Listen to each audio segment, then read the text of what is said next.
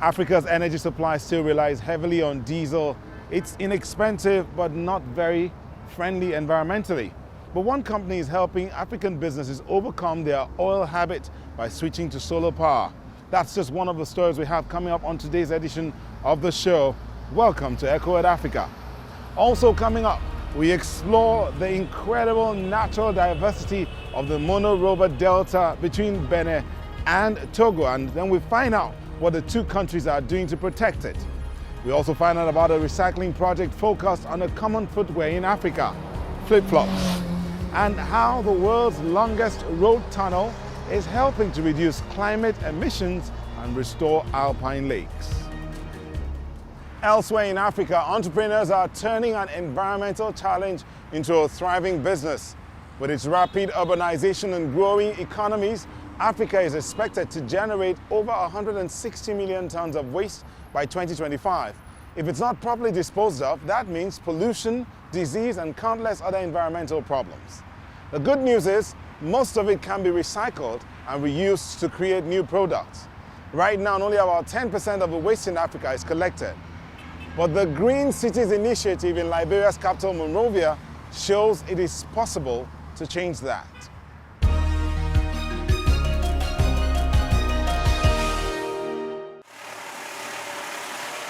Vernon Kra concentrates as he shreds old discarded plastic. The resulting plastic pellets can be used to make water canisters, furniture, or even new car parts. Green Cities is Liberia's first recycling business. Some were saying that they just can't do the job because they don't want to play with waste. And I say I will go into the garbage free and do the work because I have passion for it. My work at Green Cities is very important for me because the moment I came out of high school, nowhere else I went but Green Cities. I came through the apprentice program through Mexico, so my work here is very important to me. Green Cities wants to give young people a future not ruled by drugs, alcohol, and unemployment. At the same time, they wanted to do something for the environment. Green Cities Incorporated is a youth-based social entrepreneurial organization. This is a company, it's a business, and our aim here is to empower youth. Because right after the Civil War, every time we put up a vacancy, people put up vacancy, they will always request for like 10 to 15 years experience, which of course the youth of nowadays, we don't have that job experience.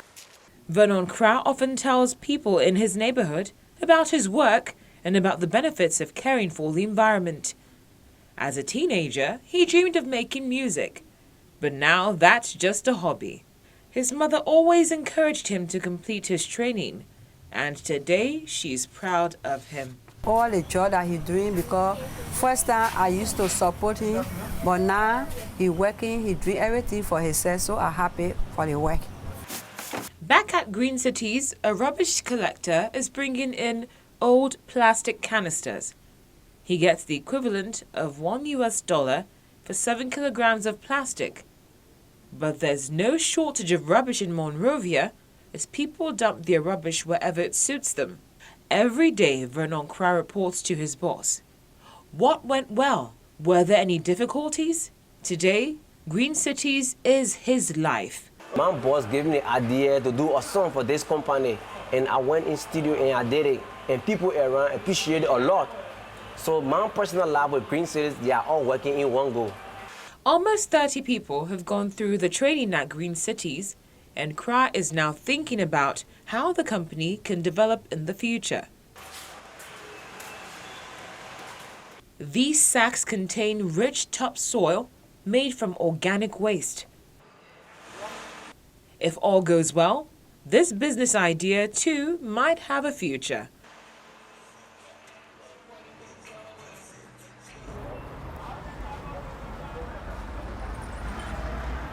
So staying with the theme of recycling, we travel from Liberia to Kenya to look at a surprising solution to a pressing environmental problem. The flip-flop is no stranger to Africans, but old pairs are discarded in their millions, littering land and sea. Now a company in Nairobi is recycling them and educating consumers about sustainability.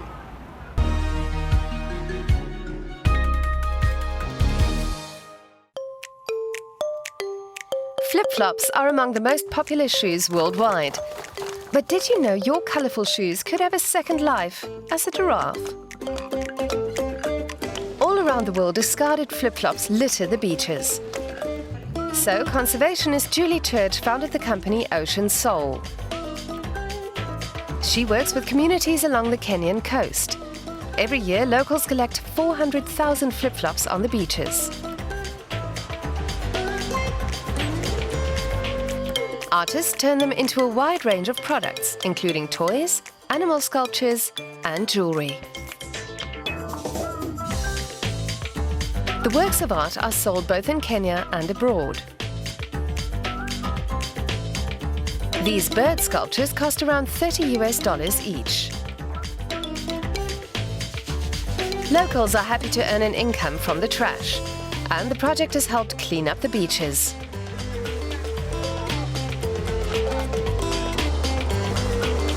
We like that. If you are also doing your bit, tell us about it. Visit our website or send us a tweet. #DoingYourBit. We'll share your stories.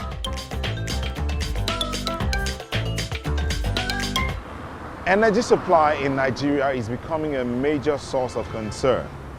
And you would probably be thinking about hydropower plants, coal power plants, solar power plants, or even wind power plants. 30-year-old Olushola Alabi is experimenting with potatoes. His dream is to produce electricity on a larger scale from these. Is that really possible? Let's see how it works. Alabi Olushola lives in the suburb of Lagos, Nigeria. He produces his own electricity with the help of potatoes. Inserting a zinc nail and a copper coin into the tuber triggers a reaction with the juice of the potato, and this chemical reaction creates electricity. This wire, you see, connect to the second one here, from the second one to the third one here. So you connect the whole together. Okay, okay. So that is what we call series connection. Okay. Gathering the energy from 6 potatoes, he can power a small light, enough for a reading lamp. He is proud because even though a small experiment can be a tough challenge if you lack the resources. The little money I raise, so I try to buy the materials I want to use for this practical, the project. In Nigeria here, I discover if you are looking for a very small thing like this, it's not easy to get it. So, like the other time I was looking for this zinc electrode. Everywhere I went to, we don't have it.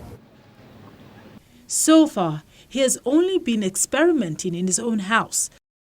But Alabi Olushola's dream is to try it out on a larger scale. I want 2 things to happen in the future. One is to be able to get cheap electricity. That is one. The other is to help a lot of youth. So I think if I can come out with something good, I can train a lot of youth so they can do it. Around a third of Nigerians do not have access to electricity. Potatoes might not be able to solve the problem on a national scale, but relying on natural resources could be the solution that Nigerians are looking for. Solar power is often hailed as the future of Africa's energy supply, and there are plenty of signs that the future is already here. It's no wonder companies are eager to switch to renewable when it doesn't just save the climate, it also saves them money. That's particularly true in remote off-grid areas where they otherwise depend on diesel generators. Echoed Africa visited a German company that's helping one of Rwanda's biggest tea factories swap to a growing share of their diesel power for clean, green, photovoltaic power.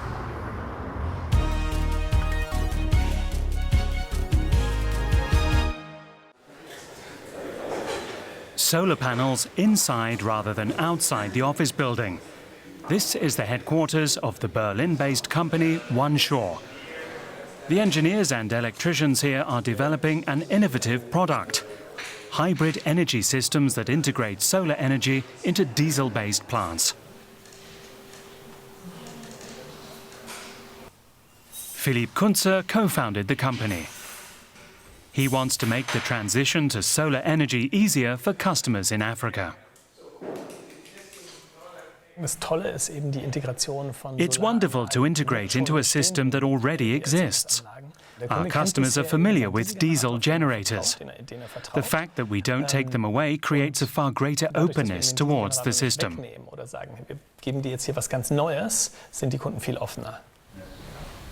The system is primarily based on solar panels. The diesel alternative is only used in the case of either bad weather or unusually high demand. OneShore takes charge of the process from beginning to end. Most of the firm's customers are companies operating in rural Africa with no or very limited access to the power grid. This tea farm in Rwanda, for instance, has embraced the chance to switch to clean energy. The installation process begins in Berlin with a simple SIM card. It belongs to a box that will measure the electrical consumption of a future customer. In this case, it's a 4-star hotel in Ghana. The SIM card stores data about energy consumption. That information is then sent to the office in Germany. It actually just measures the voltage, the current that you're consuming, and the frequency of the supply. So basically that gives us how much power you actually consume every minute of the day, so that then we could actually know how much solar you would need to actually replace your electrical consumption with. The company assesses its customers' need before selecting the size of the solar panels. That prevents unnecessary costs. Time for a team meeting. That's why it's still in progress. The hybrid system costs around $300,000. A big investment. But Philipp Kunze says it pays off after a few years. Our aim is to complete the first projects, to impress local investors and to make it clear that this provides a sustainable and technically advanced solution that also is a safe investment. The company is currently advising 4 potential customers in Nigeria on how to switch to green energy.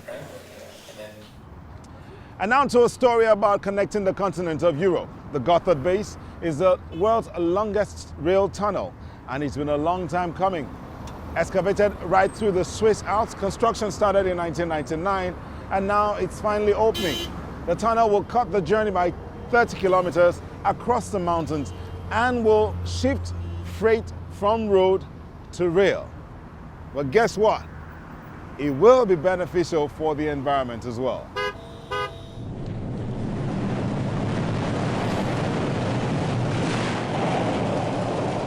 It's finished. The tunnel through the St. Gotthard Massif is complete.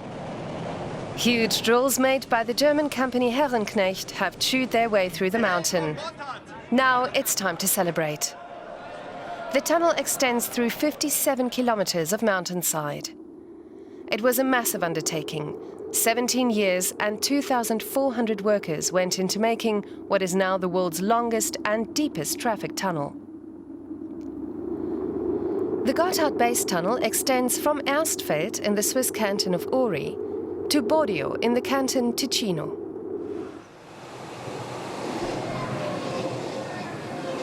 "325 trains will pass through the tunnel every day. Instead of over the Alps, they will now go through it. The purpose of the tunnel was to shift traffic from road to rail. The plan is for 40 million tons of freight to pass through the tunnel each year. Building the tunnel brought many jobs to Uri, Switzerland's economically weakest canton, and it's brought tax revenues. The Swiss hope the tunnel will relieve road congestion and be easier on the environment. Urban Kamenzind, a member of the canton government, says cooperation from Switzerland's neighbors is essential. The trucks driving on our highway create traffic jams and are bad for the environment. The tunnel was built to take freight transport off the roads. But it's an international issue that also depends on the access routes in Germany and Italy. That's what's needed to make this work. If we want to shift freight to the railway, the entire process has to work.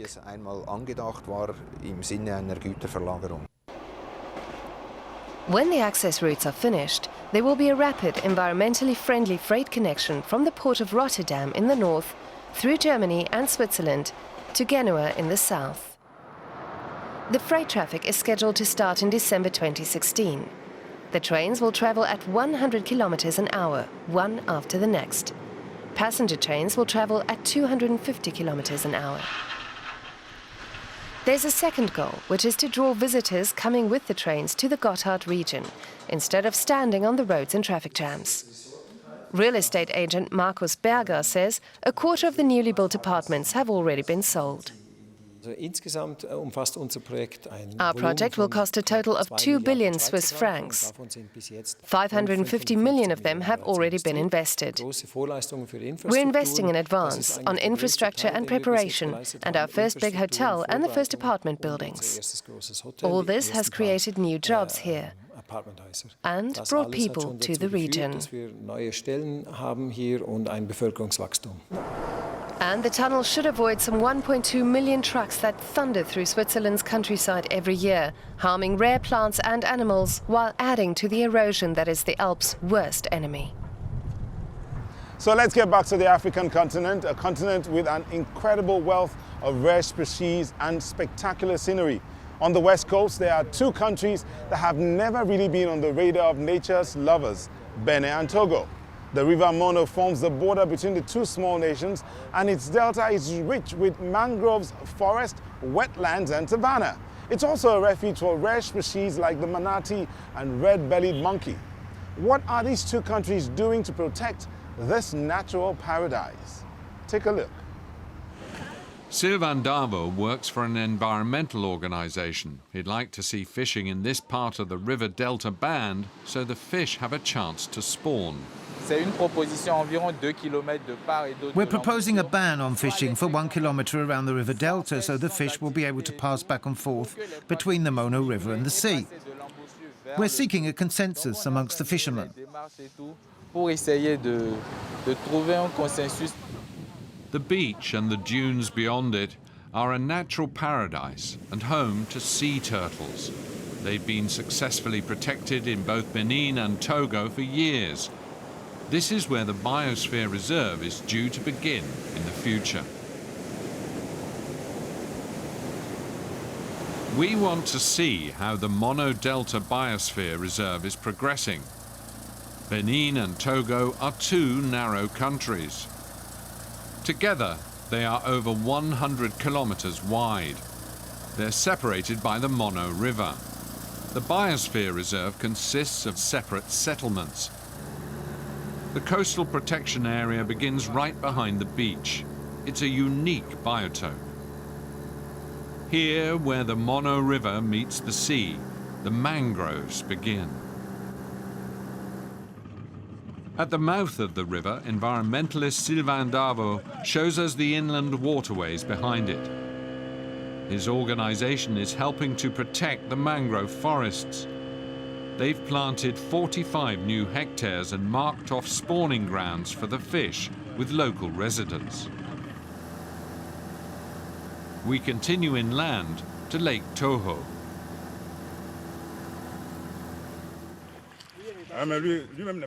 Here, Patrice Bada is supporting the future reserve.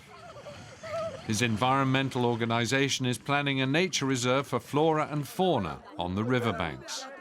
He's already won the fishermen and the hunters over, so they'll respect the areas where fishing and hunting are prohibited.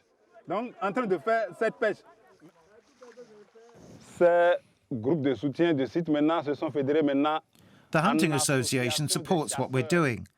It's helping us with our work. The members of the association act as guards in the park. They make all the decisions regarding the area.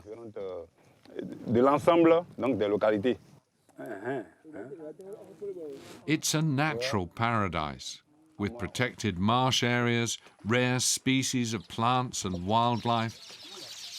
How important is it to the hunters here to preserve their environment? We used to sell the game or eat it ourselves, but we've stopped doing that. We want our children to see the wild animals in the future with their own eyes.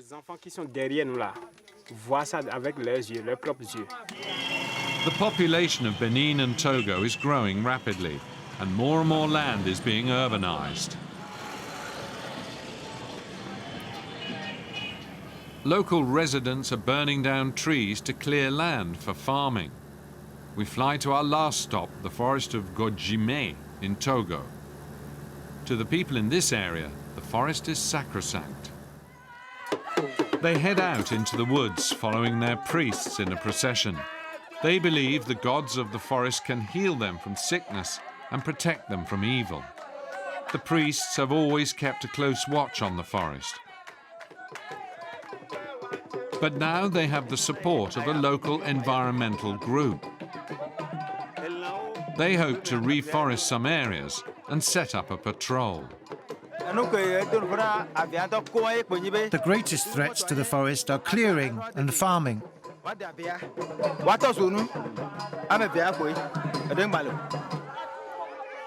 They are working together to fight poaching, forest burning, and timber thieves.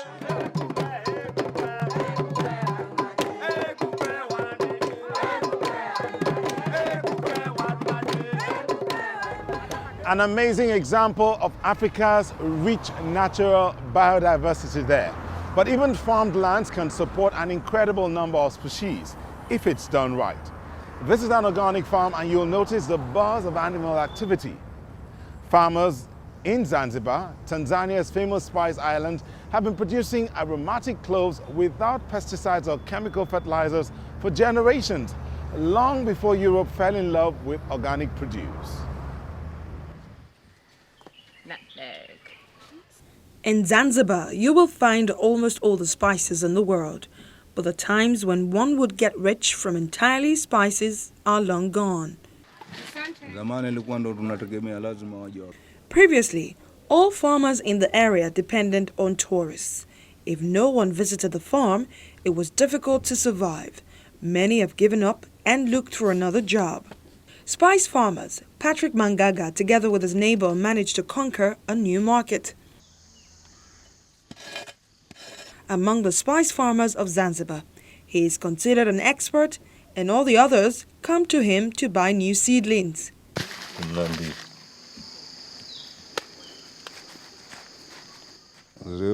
I think it's because I exclusively use cow dung and select the plants very carefully.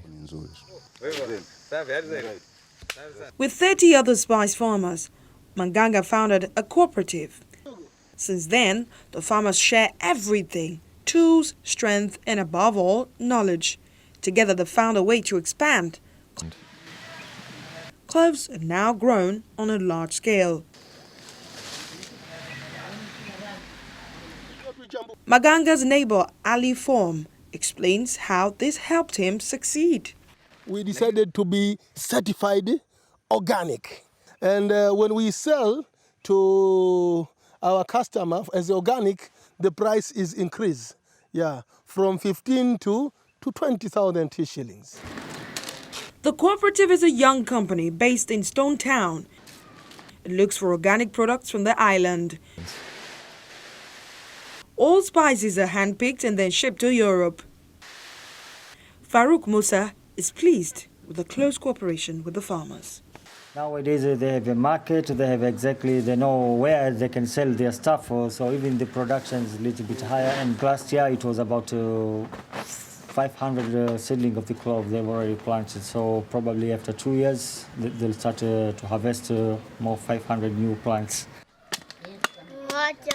Patrick Mangaga has been able to build a new house with the additional income. His wife is equally pleased with him. I'm very proud of him. Life is much easier than before, and the family gets everything it needs. More and more people who have seen how successful we are with the organization now come here. It's the only way to make good money around here. His oldest son now has his own small family. And from the profits from the next harvest, Maganga wants to build them a new house. So there you have it. Going green opens up all kinds of opportunities. And so does our program Eco Africa.